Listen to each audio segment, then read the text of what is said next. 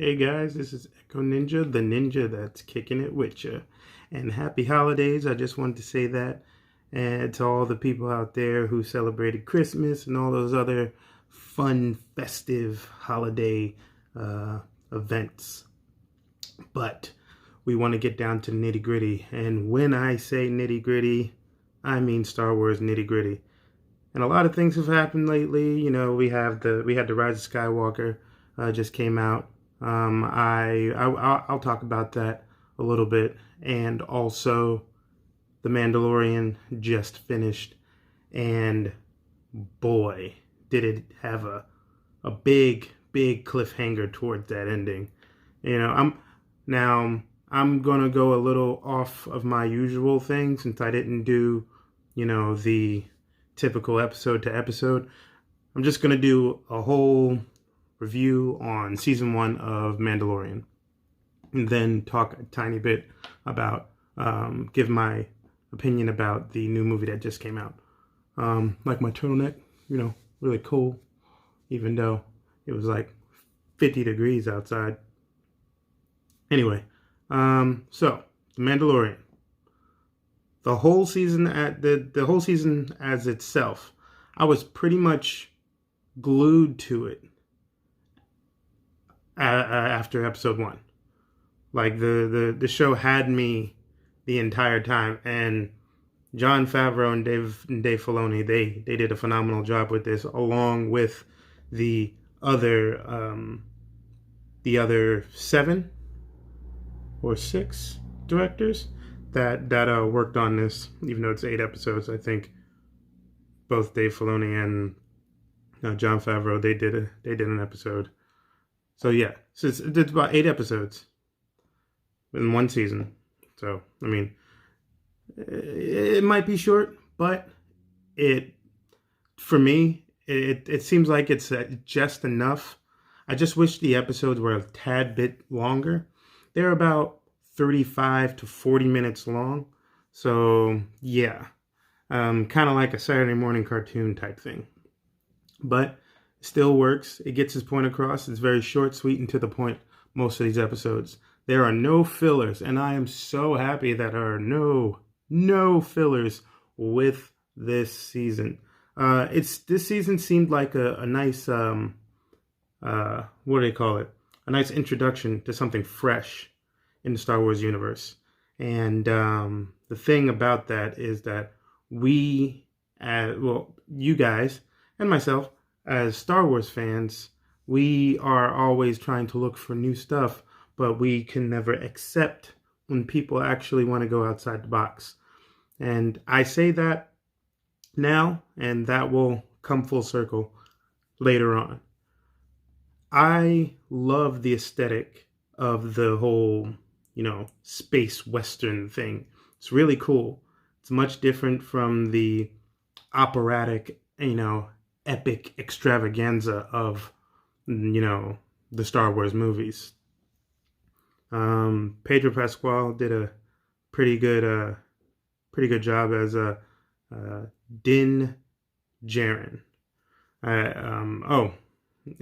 of course, Gina Carrera, I think. Gina Carrero. God, she's hot.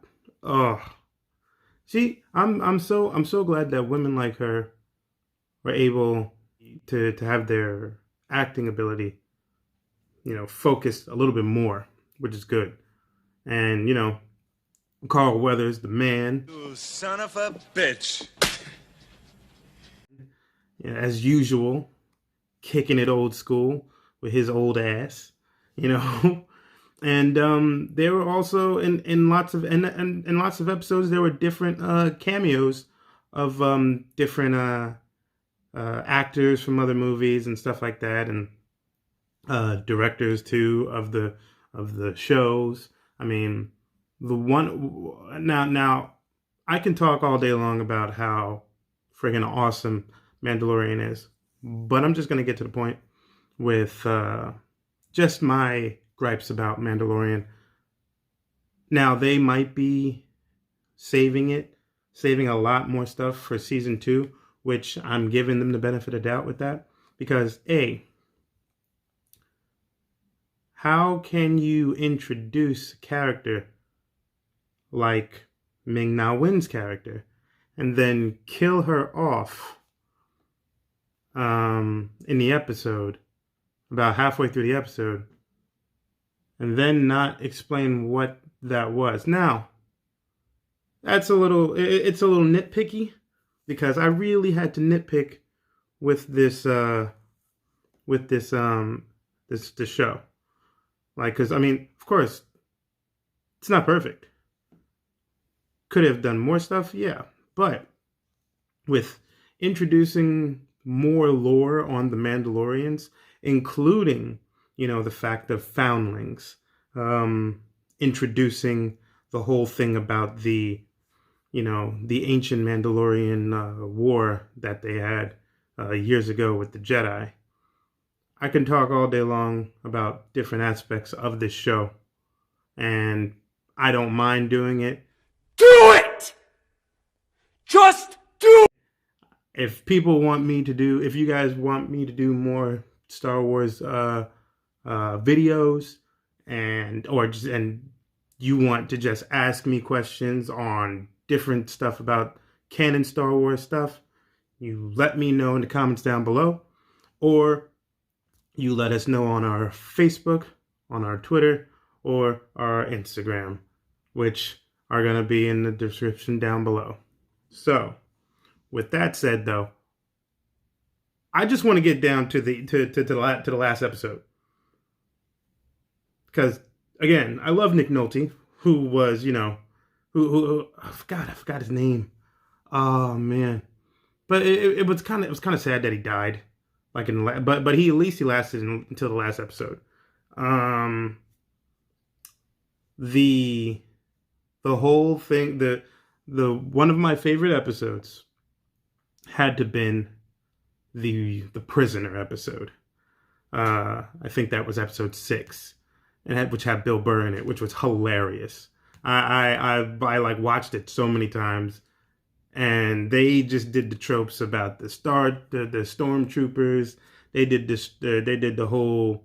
They basically, like, every single thing that you can imagine that people found funny about Star Wars universe, they made fun of, like blatantly fourth walled the shit out of it, and I loved it, every bit of it.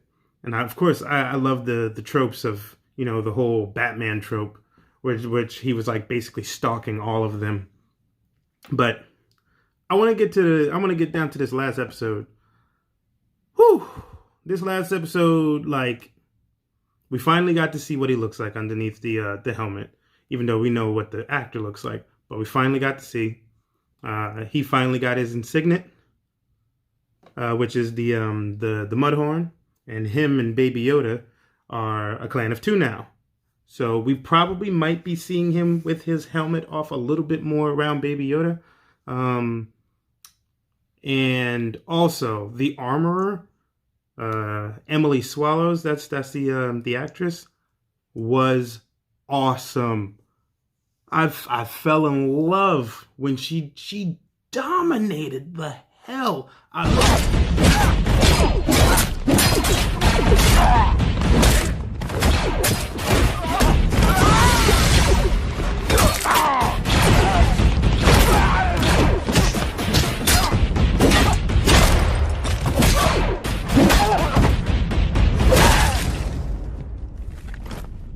of all of those stormtroopers. It just sends like chills down my back.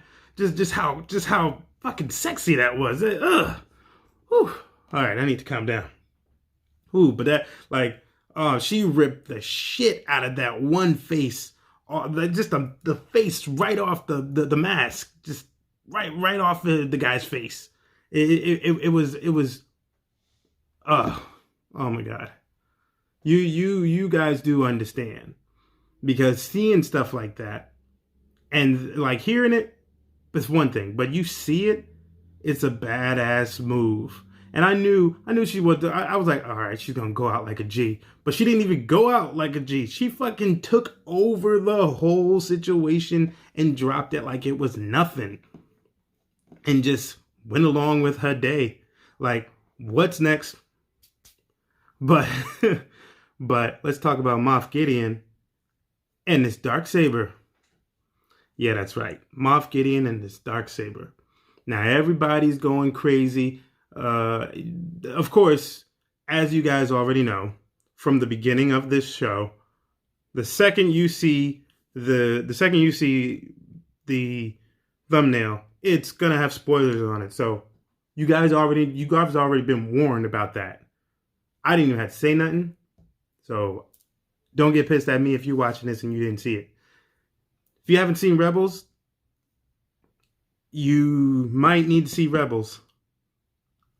So you can, I don't want to say understand the last episode of The Mandalorian or understand Mandalorian to begin with, but it's a nice thing to look at to give you a good structure of timeline, because basically the last time that the Darksaber was given, it was Sabine was giving it to the person, I forgot the lady's name, gave it to her to lead the rest of the Mandalorians. Now after that was the Purge, which they pretty much dominated. The Empire dominated everyone over there and just destroyed almost the entire culture.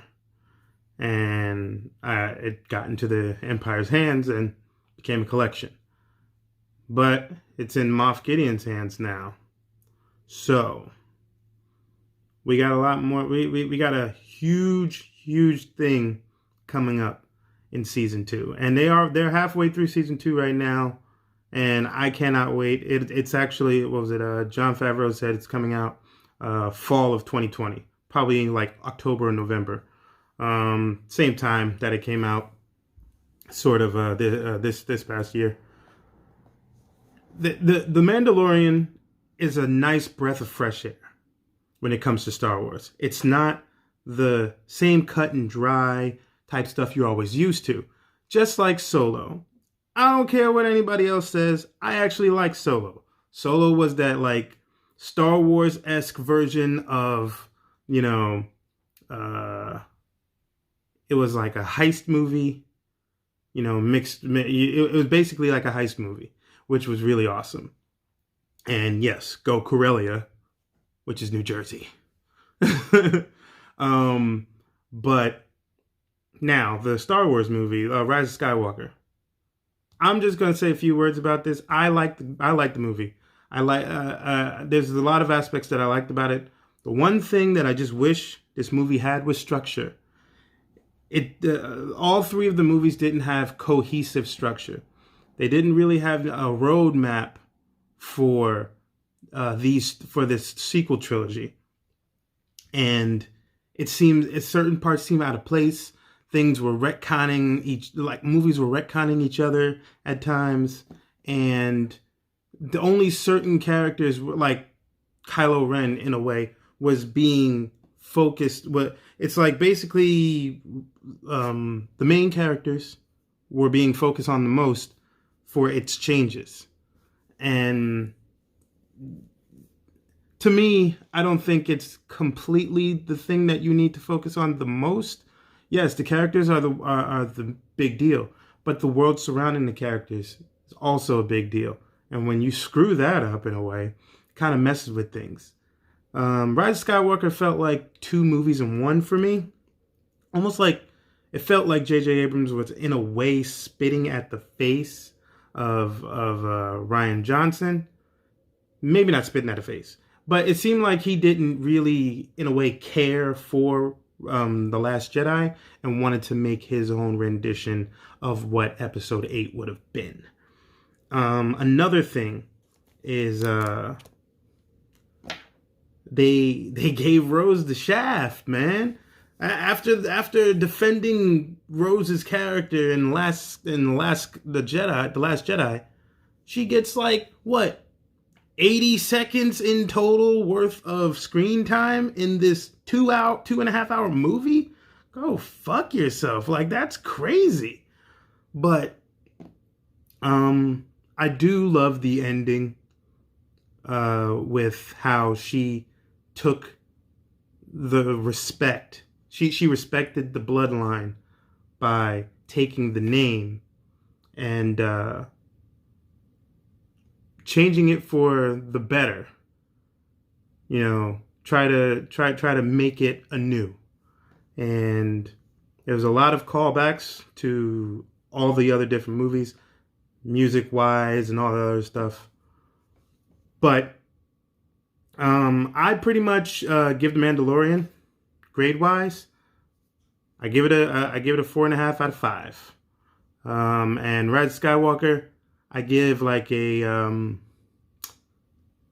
give about a 4 out of 5, maybe a 3 out of 5, 3.5 out of 5, 4 out of 5, 4 out of 5.